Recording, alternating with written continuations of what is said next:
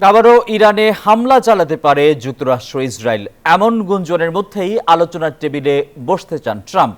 তবে সমাধান চাইলে ওয়াশিংটনকে হামলা না করার নিশ্চয়তা দিতে হবে বলে জানিয়েছে তেহরান। এদিকে ইরান কখনোই পারমাণবিক অস্ত্র অর্জন করতে পারবে না বলে মন্তব্য করেছেন মার্কিন প্রেসিডেন্ট ডোনাল্ড ট্রাম্প।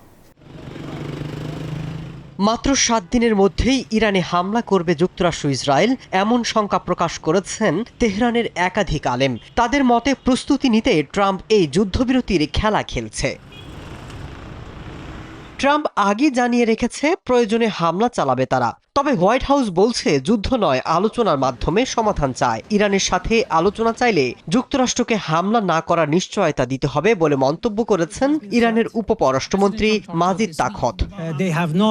ট্রাম্প প্রশাসন মধ্যস্থতাকারীদের মাধ্যমে জানিয়েছে যে তারা আলোচনায় ফিরতে চায়, কিন্তু আলোচনা চলাকালে নতুন করে হামলার মতো খুবই গুরুত্বপূর্ণ প্রশ্নে যুক্তরাষ্ট্র এখনো তাদের অবস্থান পরিষ্কার করেনি।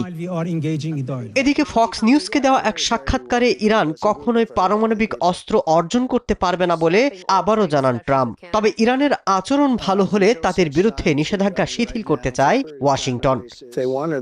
ইরান একেবারে পরমাণু বোমা তৈরির কাছে ছিল, তারা এখন পুরোপুরি শেষ হয়ে গেছে, আর ঘুরে দাঁড়াতে পারবে না। যদিও ইরানের পারমাণবিক স্থাপনায় মার্কিন হামলার সাফল্য নিয়ে প্রেসিডেন্ট ডোনাল্ড ট্রাম্পের দাবিকে অতিরঞ্জন বলে অভিহিত করেছেন দেশটির সর্বোচ্চ নেতা আয়াতুল্লাহ আলী খামেনি।